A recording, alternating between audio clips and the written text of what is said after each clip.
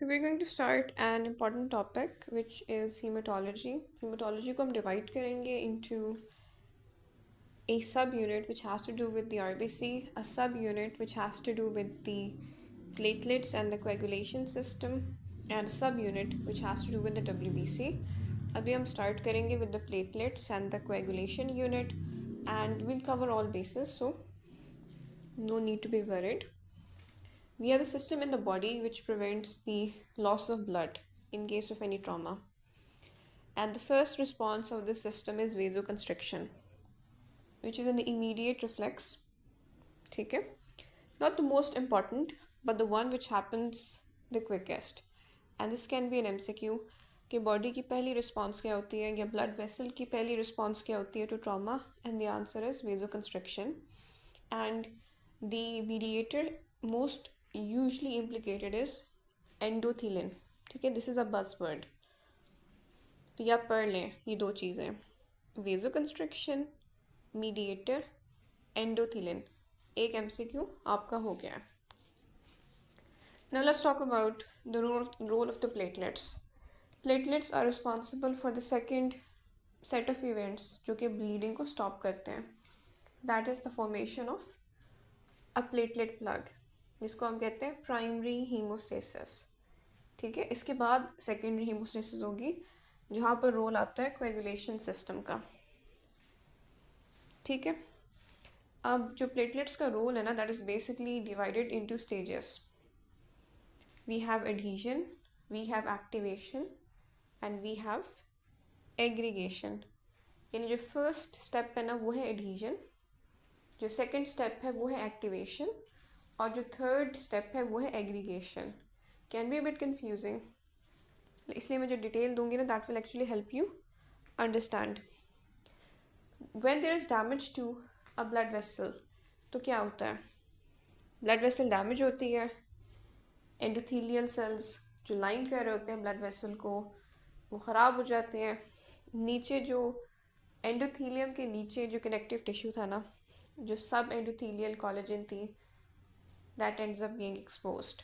ठीक है, नॉर्मली जो हमारे प्लेटलेट्स होते हैं ना, they are not sticking to the endothelium. ठीक है, they are not sticky, there is nothing for them to stick to. ठीक है, लेकिन जब एंडोथेलियम डिस्ट्रॉय होती है और नीचे मौजूद सब एंडोथेलियल कोलेजन एक्सपोज हो जाता है, now the platelets, they have a surface to adhere to. Therefore the first step in the formation of the platelet plug is adhesion. ये चीज़ें ना इंपॉर्टेंट है. प्लेटलेट एंड कोएगुलेशन फैक्टर से बेतहाशा MCQs आते हैं. कॉन्सेप्ट्स आपके यहाँ क्लियर होंगे, it will serve you later on. ठीक है, एडहीजन हो गए. अब एडहीजन के लिए हमें किन किन चीज़ों की ज़रूरत है. Obviously the platelet is going to adhere to the collagen, लेकिन क्या उसको इस एडहेरेंस के लिए किसी एडिशनल फैक्टर की ज़रूरत है, and the answer is yes, definitely. This process of adhesion needs a factor known as von Willebrand factor. ठीक है, वॉन विलिब्रेंट फैक्टर ना एक ब्रिज के तौर पर एक्ट करता है. ठीक है, between the platelet and the sub endothelial collagen. Platelet के एक रिसेप्टर होते हैं, वैसे तो there are 2 to 3 important receptors, लेकिन वो रिसेप्टर जो कि स्टेप 1 में इम्पॉर्टेंट है इस platelet GP1B receptor. 1B receptor के ज़रिए प्लेटलेट की एडहीजन होती है to the collagen mediated by the von Willebrand factor. ठीक है, वॉन विलिब्रेंट फैक्टर और वॉन विलिब्रेंट डिजीज़ के बारे में बेतहाशा MCQs आते हैं. ठीक है, अभी इन्होंने बज़वर्ड के फॉर्म में यूँ लिखा है, इसको आप गौर से देखें ताकि अगर आप कॉन्शियसली भूल भी जाएं तो if this question comes up तो आप सब कॉन्शियसली रिकग्नाइज करेंगे कि कौन सा receptor seems to fit with the von Willebrand factor. फिर एक्टिवेशन है, जैसे ही एडहीजन होगी via the glycoprotein 1B and the collagen, तो there will be a set of changes elicited within the platelet molecule which would lead to its activation. जो activated platelet है वो क्या करता है, वो डीग्रेनुलेट करता है, पहले से मौजूद ग्रेन्यूल्स को बाहर निकालता है. अब बेसिकली ना प्लेटलेट के अंदर दो तरह के ग्रेन्यूल्स होते हैं, the alpha and the dense granules. ठीक है, डेंस ग्रेन्यूल के लिए नमोनिक है कैश, डेंस कैश. ठीक है, the first C is calcium, the second A is ADP, the S is serotonin and the H is histamine. क्या क्या है? कैल्शियम है, ADP है not ADP, histamine and serotonin.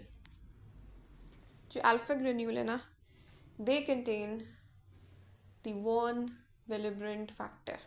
पता होना चाहिए कि von Willebrand factor is released by the platelets and by the endothelium, which is very important concept, very frequently tested. So जो alpha granules है ना platelets के, they contain the von Willebrand factor, ठीक है, and they also contain fibrinogen जिसका role आएगा भी aggregation में, and vascular and platelet derived growth factor भी. ठीक है, अच्छा अब जो एक्टिवेशन हुई है ना बिकॉज ऑफ एडहीजन, जिसकी वजह से पहले से मौजूद अल्फा और डेंस ग्रेन्यूल रिलीज हो गए हैं, and now we have a lot of ADP, lot of calcium, serotonin, histamine, von Willebrand factor and fibrinogen circulating in the blood. अब जो एडीपी है ना, the ADP is very important. Platelet की ये जो स्टेप्स हैं इनमें ए बहुत इंपॉर्टेंट है, आपने नोट किया होगा. जो तीनों स्टेप्स हैं they start with an A. ठीक है, the first one was adhesion, then activation and aggregation. Activation से अल्फा और डेंस ग्रेन्यूल्स डीग्रेनुलेट हुए हैं. अब डीग्रेनुलेशन की वजह से जो एडीपी था ना, which again started with an A, that would lead to the exposure of already present receptors on the platelet जो कि पहले मास्क्ड थे. पहले जो हमने रिसेप्टर डिस्कस किया था वो क्या था? That was glycoprotein 1b. अब जो रिसेप्टर एक्सपोज हो रहा है दैट इज ग्लाइकोप्रोटीन 2b/3a. पहले 1b था. The second receptor we are discussing is 2b/3a. ये जो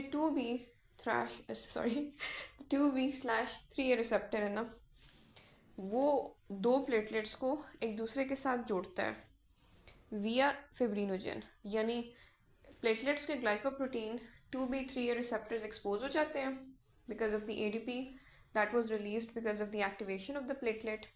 अब फिब्रिनोजन आता है. Fibrinogen is not fibrin, fibrin are threads. Fibrinogen एक मोनोमेरिक यूनिट है.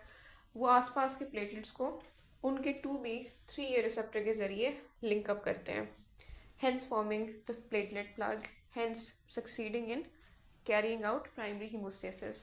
To be borne in mind, platelet plug is not very strong, as you would imagine. We have succeeded in carrying out the formation of the platelet plug, which is admittedly a weak plug, but still getting something or getting the job done. तो जी जो चीज़ याद रखने वाली ना वो receptor के नाम है. Glycoprotein 1b was the first receptor जो कि एडहीजन में इन्वॉल्व था, और glycoprotein 2b/3a is the second receptor जिसकी इन्वॉल्वमेंट होती है in the third step which is aggregation. अब disorders of primary hemostasis are the ones जिसमें there is some issue with the platelet. Either the platelet number is not there, thrombocytopenia, or the count is normal but the platelets have some qualitative defect, यानी platelets are functionally abnormal, so to speak. ठीक है, अच्छा अब हम थ्रोम्बोसाइटोपेनियास को बाद में discuss करेंगे. अभी हम प्लेटलेट्स के क्वालिटेटिव डिफेक्ट्स को देखेंगे जिसमें काउंट बिल्कुल नॉर्मल है. ब्लड सीपी कराएंगे तो काउंट बिल्कुल नॉर्मल है, yet patients are having manifestations. हमने ये कहा कि प्लेटलेट एंड कोएगुलेशन फैक्टर्स दोनों एक ही काम करते हैं, they stop bleeding, but the manifestations are a bit different. अगर मसला प्लेटलेट का होना तो म्यूकोजल ब्लीडिंग होती है. जो हमारी बॉडी की म्यूकोसा है ना, जैसे कि गम ब्लीड हो सकती है from the gums, nasal bleed हो सकती है from the nasal mucosa, menstrual bleed थोड़ी हैवी हो सकती है from the genito urinary mucosa. Lining की है ना, लाइनिंग से ब्लीड हो रही है ना. ठीक है, so if the problem is with the platelets so you get mucosal bleeds. If the problem is with the coagulation factors तो deep tissue bleeds होती हैं, जैसे मसल के अंदर bleeding हो सकती है either because of no trauma at all या because of minor trauma, यानी deep tissue bleeding, joint cavity में bleeding, तो that indicates the problem is with coagulation factor. तो अगर इतनी सी बात आप अंडरस्टैंड करें आप majority of MCQs कर सकते हैं कि अगर वो कह रहे हैं ब्लीडिंग म्यूकोजा से, हेवी मेंस्ट्रुअल ब्लीड है या नोज ब्लीड है, तो they are probably trying to say that the issue is with primary haemostasis either platelet count कम है या फंक्शन सही नहीं है. But if they are saying कि मसल हीमाटोमास बन रहे हैं, ये जॉइंट कैविटी में रिकरेंट ब्लीड्स हैं, then they're trying to see that the problem is with secondary hemostasis. थ्रोम्बोसाइटोपेनियाज हम बाद में डिस्कस करेंगे कि आइसोलेटेड और कॉन्करेंट थ्रोम्बोसाइटोपेनिया की क्या क्या कॉजेज होती हैं. अभी हम वो सिचुएशन देख रहे हैं जिसमें they will make an MCQ कि patient has had repeated nasal bleeds, female है, with history of heavy menstrual bleed for some time, and CP करवाया, which is generally the first thing that you do, and the CP was normal. So you are starting to think if you're dealing with a potentially a qualitative defect. ठीक है. फिर आपने bleeding time करवाया, तो जो bleeding time था ना that was prolonged. अब हमारे जो ब्लीडिंग प्रोफाइल होती है ना उसमें we have bleeding time, we have PT APTT. जो ब्लीडिंग टाइम ना वो इंडिकेट करता है प्लेटलेट फंक्शन को टू सम एक्सटेंट. ठीक है. अच्छा, हम 3 डिजीजेस पढ़ते हैं जिनमें प्लेटलेट काउंट बिल्कुल नॉर्मल होगा लेकिन प्लेटलेट्स डिसफंक्शनल होंगे. इनमें से 2 में सिर्फ प्योर प्लेटलेट डिसफंक्शन है और तीसरे में कोएगुलेशन फैक्टर्स भी इम्प्लिकेटेड है. We have something known as the Bernard Soulier syndrome. Again these are things which come up in MCQs in part 1. ये जो तमाम चीज़ें बता रही हूँ ना they are thoroughly high yield, इसलिए मैं चीज़ों को इतना इंटर रिलेट कर रही हूँ. बर्नार्ड सोलियर सिंड्रोम, ठीक है, a disorder in which the first receptor that we discussed that was implicated in adhesion, which was the glycoprotein 1b, that is defective. So if the problem is with glycoprotein 1b receptor, that means that the first step in platelet plug formation will fail. So we will have platelet dysfunction, adhesion ना हो पाएगी. ठीक है. अच्छा, अब एक तो ये है कि now we will have a patient with mucosal bleeding की हिस्ट्री जिसका प्लेटलेट काउंट नॉर्मल है. ठीक है. And because you are a bit concern, तो ऑफन टाइम्स ऐसा किया जाता है कि पेरिफेरल स्मीयर करवाई जाती है before jumping to something else. ठीक है. तो पेरिफेरल स्मीयर में ना जाइंट प्लेटलेट्स नज़र आ रहे हैं विच इज़ नॉट नॉर्मल. ठीक है. एंड सीपी में there is a little bit of thrombocytopenia. I just told you कि we are dealing with conditions जिसमें प्लेटलेट काउंट नॉर्मल है. बर्नार्ड सोलियर में प्लेटलेट काउंट नियरली नॉर्मल होता है, समटाइम्स कम भी हो सकता है, but not enough to justify the degree of mucosal bleeding usually. ठीक है. और जब आप कहते हैं कि this does not make sense, the platelet count is only a little bit reduced, mucosal bleed है, we are not sure, and you get the peripheral smear done और you get the platelets repeated before doing any of the other more complicated testing, तो you find कि platelet count इसलिए कम है क्योंकि giant platelets हैं. ठीक है. बात समझ आ रही है. So Bernard Soulier, although it is technically for the most part a qualitative defect, लेकिन ब्लड पिक्चर में सीपी में usually platelet count is a bit decreased. ठीक है. But not usually enough to justify the degree of mucosal bleed. और जब आप peripheral smear करते हैं तो you kind of figure it out कि अच्छा ये जाइंट प्लेटलेट्स हैं. इसीलिए पेरिफेरल स्मेयर करना ना काफ़ी इंडिकेटेड होता है whenever you see a platelet issue. Often times आपने वार्ड्स में देखा होगा कि पेरिफेरल स्मेयर का सोच रहे होते हैं because they are not so sure कि ये जो सीपी में जो प्लेटलेट की फाइंडिंग है उसको मतलब बहुत सीरियसली लेना है या नहीं लेना. ठीक है.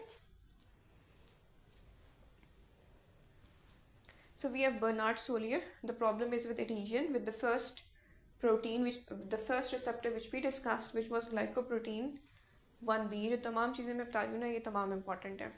ठीक है. द फैक्ट कि ये 1b का इशू है, द फैक्ट कि इसमें प्लेटलेट काउंट थोड़ा कम होता है even though it is primarily a qualitative defect, and the fact कि स्मेयर में जब आप देखते हैं तो आपको बड़े बड़े प्लेटलेट्स नज़र आते हैं which explain to you why the platelet count is less on the CP. जो सेकेंड क्वालिटेटिव डिफेक्ट है ना that is Glanzmann thrombasthenia. This is very convenient. The first disorder starts with a B, the second with a G, so alphabetical order में follow हो रहा है basically. ठीक है. So defect is in the second receptor that we discussed which was implicated in aggregation of the platelets, which was glycoprotein 2b 3a. जाहिर सी बात है aggregation ना हो पाएगी. Patient will have mucosal bleed की history since birth and bar bar recurrent nasal bleeds वगैरह, अगर female है तो HMB, and CP is normal. इसमें यहाँ पर वो सीन नहीं होता कि प्लेटलेट काउंट थोड़ा कम होगा. यहाँ CP एब्सोल्युटली नॉर्मल होता है. Right. So it's actually a qualitative defect in the platelets. And PT APTT कराएंगे जो कि कोएगुलेशन को शो करते हैं, तो वो बिल्कुल नॉर्मल होंगे. ठीक है, ठीक, कुछ बेसिक्स हैं. अब थ्रोम्बोसाइटोपेनियास को हम देखेंगे, लेकिन पहले नाम देख लेते हैं. वो कौन सी कंडीशंस है जिनमें प्लेटलेट काउंट कम होता है, जिसकी वजह से म्यूकोजल ब्लीडिंग होती है. 3 very important. First is immune mediated thrombocytopenic purpura, second is TTP, third is HUS. अभी आप नाम याद रखें, बिकॉज जब हीमेटोलॉजी में एमसीक्यूज करना ना मुश्किल हो जाते हैं. There is a lot of things, there is a lot of interrelation. तो अगर आप एक अच्छा सा माइंड मैप अपने जहन में रखें ना, चीज़ों को इंटरलिंक करके, तो आप मुश्किल वाले एमसीक्यूज कर लेते हैं. It's not a lost cause. बल्कि अगर आपने इस तरह नहीं फॉलो किया, माइंड मैप नहीं बनाया अपने जहन में, तो you will be missing MCQs, which would be a shame. अच्छा, now before going on to thrombocytopenias, I will be discussing the antiplatelets. क्यों? Because antiplatelets are one of the almost 10 pharmacology topics जिनमें से काफ़ी MCQs आते हैं. ठीक है, जिनको करने से you can avoid losing marks. कुछ तो MCQs बीच में बहुत random होते हैं ना, you can't do pharmacology in that much detail, so if you miss those, so it's you can't do anything about it. लेकिन ये वाले topics सही करने ज़रूरी होते हैं, इनसे MCQs आते हैं and these are avoidable misses. ठीक है. एंटीप्लेटलेट्स में सबसे पहले तो will talk about aspirin, which is in general administered to most patients who have history of IHD. ठीक है, it's a COX inhibitor. Aspirin, unlike the other NSAIDs, has an irreversible mechanism of action. पहली चीज़ तो आपसे यही पूछेंगे. Inhibit करता है COX के दोनों आइसोफॉर्म्स को, 1 को भी और 2 को भी. ठीक है, specifically in general depending on the dose, क्योंकि लो डोज में उसका सिर्फ एंटीप्लेटलेट एक्शन होता है. तो अगर हम एज्यूम करें कि हम लो डोज में एस्पिरिन को देख रहे हैं, तो it's only going to be inhibiting the COX-1 and the 2 in the platelets, not in the other inflammatory cells. In that scenario the primary prostaglandin जिसकी सिंथेसिस इनहिबिट होगी इज द थ्रोम्बोक्सिन A2. हमारे पास ना 2 important prostaglandins, एक है thromboxane A2, एक है prostacyclin. They have pretty much opposite actions. One is produced primarily by the platelet, यानी thromboxane A2, and the other, which is prostacyclin, is primarily produced by the endothelium. One mediates vasoconstriction, the other mediates vasodilation. One is pro-platelet action, यानी thromboxane A2, and the other is anti-platelet action. तो ये basically thromboxane A2 के levels कम करती है, which is a mediator of platelet aggregation. फिर क्या होता है, प्लेटलेट एग्रीगेशन नहीं होती. ठीक है. Aspirin is generally given when you think a patient could have an MI, और एक बार एमआई हो चुका है, ठीक है, या स्ट्रोक एक बार हो चुका है, तो सेकंड स्ट्रोक की प्रोफिलैक्सिस के लिए एस्पिरिन इज यूज्ड. ठीक है. एस्पिरिन के साइड इफेक्ट्स में obviously GI bleeding, GI ulcers, something bit interesting tinnitus, इसको सैलिसाइलिज्म कहते हैं. ठीक है. बच्चों में एस्पिरिन कभी नहीं देनी. It can lead to Reye's syndrome, a type of fatal hepatic encephalopathy in the paediatric population. याद रखना है, एस्पिरिन का इरिवर्सिबल इफेक्ट है. ये एक इंपॉर्टेंट एमसीक्यू पॉइंट है. अच्छा, अब हम पढ़ रहे हैं something known as P2Y12 inhibitors. ठीक है. वी स्टेटेड कि जब एक्टिवेशन हुई थी प्लेटलेट्स की इन द सेकेंड स्टेप, तो there was degranulation of the dense granules which elaborated a lot of stored ADP, and the ADP acted on the platelet itself and exposed the receptors which were known as the glycoprotein 2B 3A receptors, therefore making possible the last step in primary hemostasis. तो ये ADP ने कैसे interact किया platelets के साथ? via another receptor known as the P2Y12. इस receptor के साथ वो इंटरैक्ट करता है, और इस इंटरैक्शन की वजह से जो ग्लाइकोप्रोटीन 2B3A रिसेप्टर्स हैं वो अनमास्क होते हैं. तो हमारे पास एक सेट ऑफ एंटी प्लेटलेट्स हैं जो कि इनहिबिट करती हैं, इस रिसेप्टर को ब्लॉक कर देती हैं, and therefore inhibit platelet action. And इनके नाम बहुत इंपॉर्टेंट है. These are important drugs. Clopid is something that is so usually prescribed. Clopidogrel है, प्रासुग्रिल है, टिकाग्रालोर है, और टिक्लोपिडीन है. ठीक है. Clopidogrel, prasugrel, ticagrelor and ticlopidine. ठीक है, नाम इंपॉर्टेंट है, क्लोपिडोग्रिल, ठीक है, prasugrel, ticlopidine and ticagrelor. Even if you can not pronounce them, at least उनको इतनी बार देख लो कि यू कैन रिकग्नाइज कि ये कौन से वाली ड्रग्स हैं। सबसे नाम इंपॉर्टेंट इज क्लोपिडोग्रिल, टिक्लोपिडीन, टिकैग्रलॉर एंड प्रासुग्रिल। ठीक है, ये प्लेटलेट के एग्रीगेशन को इनहिबिट कर रहे हैं, जबकि जो एस्पिरिन था वो इनहिबिट कर रहा था, वो भी इनहिबिट कर रहा था प्लेटलेट के एग्रीगेशन को ही। इनकी इंडिकेशन क्या है? जब कॉरोनरी स्टेंट प्लेसमेंट हो रही होती है तो these are given because during placement and after it भी थ्रोम्बस हो सकता है around the stent, which is obviously not something you want. ACS में भी क्लोपिडोग्रिल इज़ गिवन, ACS में aspirin is given and clopidogrel is given. ठीक है, और एस्पिरिन वैसे भी हम देते हैं स्ट्रोक प्रोफिलैक्सिस के लिए, क्लोपिडोग्रिल भी हम देते हैं स्ट्रोक प्रोफिलैक्सिस के लिए। जब दो चीज़ें हम एक साथ देते हैं ना ACS में या इवन स्ट्रोक प्रोफिलैक्सिस में, उसको हम कहते हैं डुअल एंटीप्लेटलेट थेरेपी, क्योंकि हम दो ड्रग्स दे रहे हैं फ्रॉम डिफरेंट एंटीप्लेटलेट क्लासेस ताकि एफिकेसी इंप्रूव हो सके। प्रॉब्लम क्या है? दीज आर गुड ड्रग्स, लेकिन जो टिक्लोपिडीन है ना, it's not used that much any more.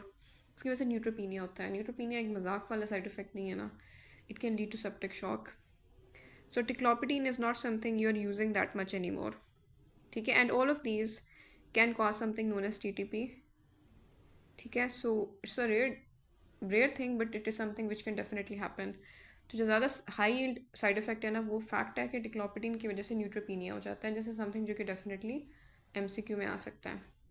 And that is the reason हम टिक्लोपिडीन नहीं देते लेकिन क्लोपिडोग्रिल हम देते हैं, क्योंकि TTP भी एक बज़वर्ड ही है लेकिन TTP बहुत कम होता है। क्लोपिडोग्रिल ना एक प्रो ड्रग है, उसको CYP सिस्टम की ज़रूरत होती है एक्टिवेशन के लिए। ठीक है, if someone has a particular sub type of CYP which is not very effective, तो उस इंडिविजुअल में क्लोपिडोग्रिल देने का खास फ़ायदा नहीं होगा। That's the problem with drugs which undergo CYP metabolism. ठीक है, फिर हमारे पास जो थर्ड हमारे पास ड्रग है ना, it's going to act on the GP2B3A। ठीक है, देर बेसिकली GP2B3A इनहिबिटर्स। नाम याद करना बहुत इंपॉर्टेंट है, एप्सिक्सिमैब, एप्टिफिबाटाइड एंड टेरोफिबैन। ठीक है, ये ब्लॉक करते हैं डायरेक्टली GP2B3A रिसेप्टर्स को, therefore fibrinogen is not able to cross link, there is no aggregation. Basically all of the drugs are inhibiting aggregation, they are not inhibiting adhesion, यानी वो final step को inhibit कर रहे हैं ताकि मामला तमाम हो जाए। And these are the most potent antiplatelet drugs, and yet the ones we are not using that much. They are not usually prescribed as the dual antiplatelet mode. Uses वही है ACS, percutaneous coronary intervention के दौरान it is used. Problem क्या है? Antiplatelet है, bleeding भी हो सकता है और पैराडॉक्सिकली थ्रोम्बोसाइटोपिनिया भी हो सकता है।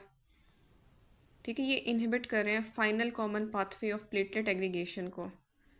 ठीक है, सो सबसे इंपॉर्टेंट बात, नाम पता, you should be able to recognise the names, जैसे कि एप्सिक्सिमैब है, और थोड़ा सा ना इनका कॉम्प्लिकेटेड भी है नाम, उनको रिकग्नाइज करना, so you have to look at it a couple of times. Abciximab है, एप्टिफिबाटाइड है, टेरोफिबैन है, these are all 2B3A inhibitors. ठीक है, जबकि क्लोपिडोग्रिल, प्रासुग्रिल, टिकैग्रल और डिक्लोपिडीन ये क्या थे? These were P2Y12 inhibitors. ठीक है, अच्छा, अब हम इन चीज़ों को रिवाइज करते हैं। हमने पहला स्टेप पढ़ा था प्लेटलेट प्लग फॉर्मेशन में, विच वॉज एडीजन। गौर से देख लेंगे कौन सा रिसेप्टर इन्वॉल्व है। 1B लिंक्ड टू कोलेजन विया दी वॉन विलिब्रेंट फैक्टर। सो ये जो वॉन विलिब्रेंट फैक्टर है ना, वो ब्रिज करता है प्लेटलेट्स को। यहाँ हमारे पास कोई एंटी प्लेटलेट नहीं है जो कि एडीजन को डायरेक्टली इनहिबिट करे। ये भी याद करने वाली बात है, क्योंकि सामने बहुत सारे सवाल आते हैं ना, आप कंफ्यूज हो जाते हैं। एक्टिवेशन में रिलीज़ होता है ADP का, थ्रोम्बोक्सिन A2 की सिंथेसिस होती है, ADP ने इंटरैक्ट करना होता है P2Y12 रिसेप्टर के साथ ताकि एक्सपोजर हो 2B3A का। So we have P2Y12 inhibitors, clopidogrel, and we have 2B3A inhibitors, जिसमें we have एप्सिक्सिमैब and टेरोफिबैन वगैरह। ठीक है, देख लें एस्पिरिन किस चीज़ को ब्लॉक कर रही है और क्लोपिडोग्रिल किस चीज़ को ब्लॉक कर रहा है। ठीक है, और ये देख लें कि कौन से ड्रग्स हैं जो कि 2B3A को ब्लॉक कर रहे हैं. They are basically highlighted. Abciximab, eptifibatide and tirofiban. ठीक है, अभी लास्ट वाली भी देख लें. They are not usually use asked that much, लेकिन your bad luck and we are all basically subject to bad luck in part 1. ठीक है, अब हम थोड़ा सा जो क्वालिटेटिव हमने डिसऑर्डर्स पढ़े थे उनको थोड़ा रिवाइज करते हैं. दे वर बोथ क्वालिटेटिव. ठीक है, नाम पढ़ लें. इसलिए मैं सामने लेकर आ रही हूँ बिकॉज जो विजुअल मेमोरी होती है ना, इट्स अ गॉड सेंड. दोनों क्वालिटेटिव हैं. एक में 1B का डिफेक्ट है, दूसरे में डिफेक्ट है 2B3A का. यानी पहले में एडिशन का इशू है और दूसरे में the problem is with aggregation. पहले में थोड़ा बहुत प्लेटलेट काउंट कम होता है और स्मेयर में you do have a positive finding which is the finding of giant बड़े बड़े फ्यूज्ड प्लेटलेट्स, जबकि दूसरे में कोई प्लेटलेट क्लम्पिंग नहीं होती. ठीक है, ब्लीडिंग टाइम ना is going to be elevated whenever there is an issue with the platelets. either the number is less or the function is less. ये पता होना चाहिए. bleeding time has to do with platelets. PT, APTT and coagulation time has to do with the coagulation factors. अगर आपको बताया जाए कि bleeding time ख़राब है, मतलब बढ़ा हुआ है, लेकिन प्लेटलेट काउंट इज़ नॉर्मल, तो सोचें कि क्वालिटेटिव इशू है. अगर वो कहते हैं कि ब्लीडिंग टाइम भी कम है और प्लेटलेट काउंट भी कम है, देन थिंक ऑफ थ्रोम्बोसाइटोपिनियास. इस तरह जहन में डिफरेंशियल रख रखें. अब मैनिफेस्टेशन वही हैं. जब भी प्रॉब्लम प्लेटलेट का होता है तो म्यूकोजल ब्लीडिंग होती है, एपिस्टैक्सिस, जिंजिवल ब्लीडिंग, मेनोरेजिया. ठीक है, अच्छा अब ये देखें. अब ना एक टेस्ट है, इससे ना काफ़ी बार MCQs आए हुए हैं.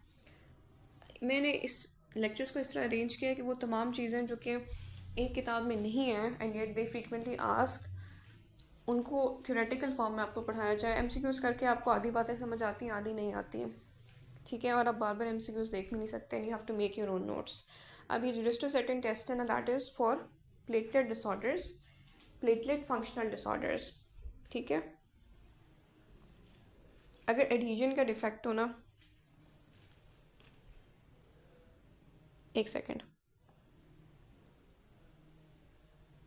If there is adhesion defect, the problem is with adhesion, तो रिस्टोसेटिन टेस्ट का कोई फ़ायदा नहीं होगा. ये मैं बाद में आपको दिखाऊंगी. अभी बस देख लें, ये पढ़ लें. ठीक है, अब जो रिस्टोसेटिन टेस्ट है ना, वो बेसिकली आपको ये बताता है कि क्या मसला von Willebrand disease, von Willebrand factor के साथ है, या फिर क्या कोई मसला GP1B के साथ है. यानी if there is any issue with the glycoprotein 1B receptor और with the von Willebrand factor, the ristocetin test will tell you. ठीक है, तो बर्नार्ड सोलियर में इशू किस चीज़ के साथ था? With the receptor. ठीक है, और वॉन विलिब्रेंट डिजीज़ जो कि अभी तक हमने पढ़ी नहीं है, जो जिसमें प्लेटलेट्स भी काम नहीं करते और कोएगुलेशन फैक्टर्स के साथ भी इशू होता है, उसमें the problem is with the von Willebrand factor. तो उसमें भी ristocetin test will tell you. ठीक है, सो it basically differentiates those platelet disorders in which the issue is with either von Willebrand factor or